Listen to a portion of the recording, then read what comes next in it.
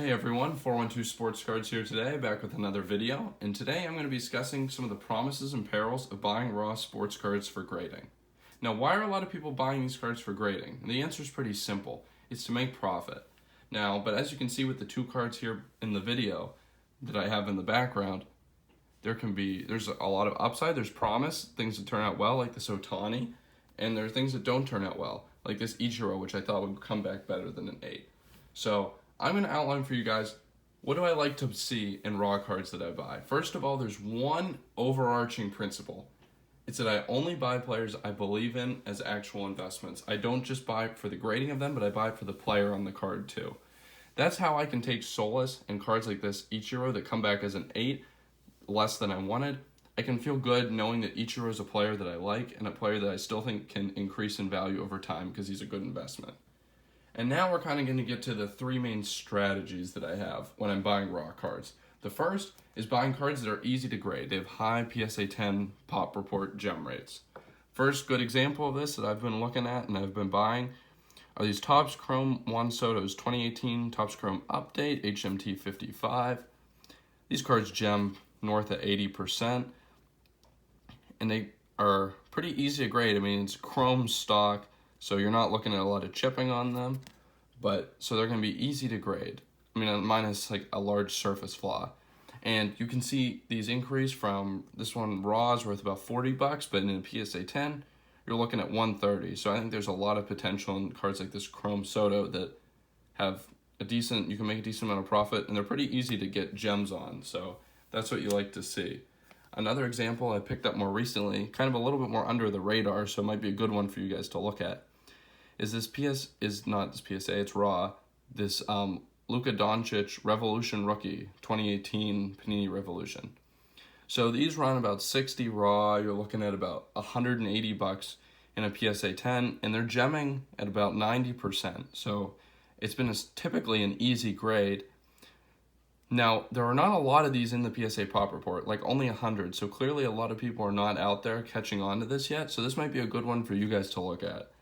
It's not as easy to grade as the Soto probably because it is a paper card. It does have colorful back corners, but judging from the gem rate, it's pretty easy to tell if you've got a good copy or not. So this is definitely one to be on the lookout for. It's a card that's been relatively easy to grade and has good room for upside. And now, once again, I'll stress that in addition to just being easy to grade, Luka and Soto are both cards that I like for investment purposes. I like those names. Now, a second strategy I have is looking for cards that have huge potential to profit off of from grading. These here are 2018 Darmus Optic rated rookies of Luka Doncic. Now, this card raw runs about 60 or $70, but you're looking at about 300 in a PSA 10, so that's a huge increase. Now, obviously, there's a reason for that. They're somewhat hard to grade. A lot of times the centering is a big problem on these.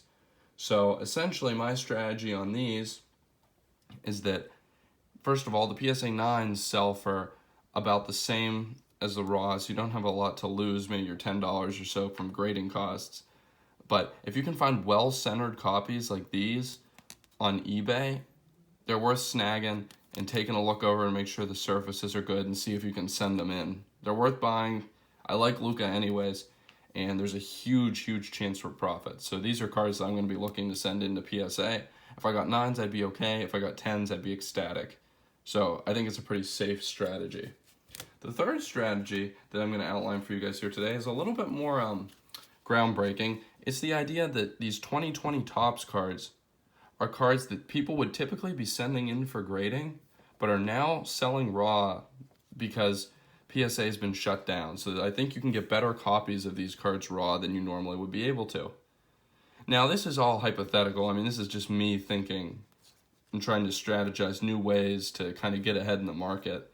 But that's just an interesting idea I've had. I've gotten a couple of these. I'll show some off in a future video that I've been prepping for an order to send into PSA, send into SGC, but I'll get to that more later. But that's an interesting strategy also I think that you guys should be considering. And they are pretty cheap to pick up. I mean, it's like $5 for each of those base rookies.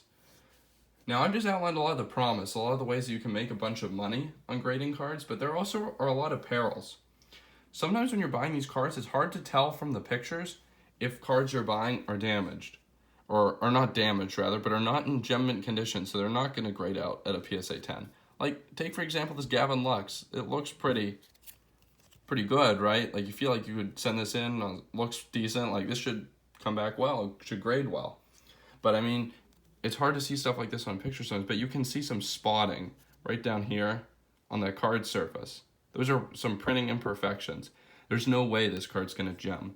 And when you buy raw cards, you gotta live with that. Like, this is not something that the seller like failed to list. Like, when the seller sells a raw card, you have to expect that it might come back in condition like this. Like, it's not perfect.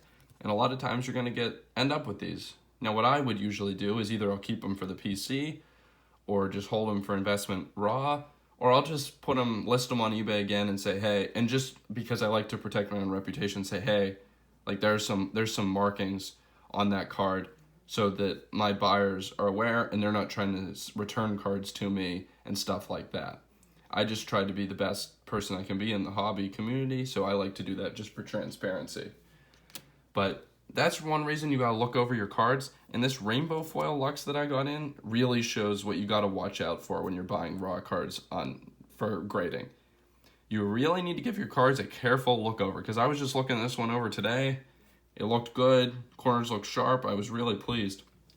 And as I was inspecting this back corner up here, I saw something that looked suspicious. It's a little hard, you can maybe see it's a little dark on that corner, right on the edge. And here, you can see how that bleeds into that white card stock. You see that black bleeding in the corner? This card had been altered. This card had been sharpied in that corner to try to make it look sharp. And obviously this card's gonna come back as altered from PSA. And that's something, I mean, I've never actually seen this before in modern cards. It's common in vintage, but not in modern, to see alterations. But you just have to always be cautious when you're buying raw cards, because you never know what you're gonna get. Now, something like this is unacceptable. This will be getting returned, and I will be expecting a full refund from the person I purchased it from. But cards like this is common. Like that surface imperfections, you got to be able to live with that when you're buying raw cards and considering them for grading. Some of them are going to come back looking good for grading, and some just won't.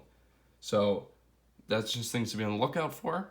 Obviously, there's room for profit if they grade out, but if not, you got to be willing to accept that this can be the scenario. Anyways, I hope you all enjoyed the video today. So please like, comment, and subscribe to get future content, and stay tuned for more videos. Thank you.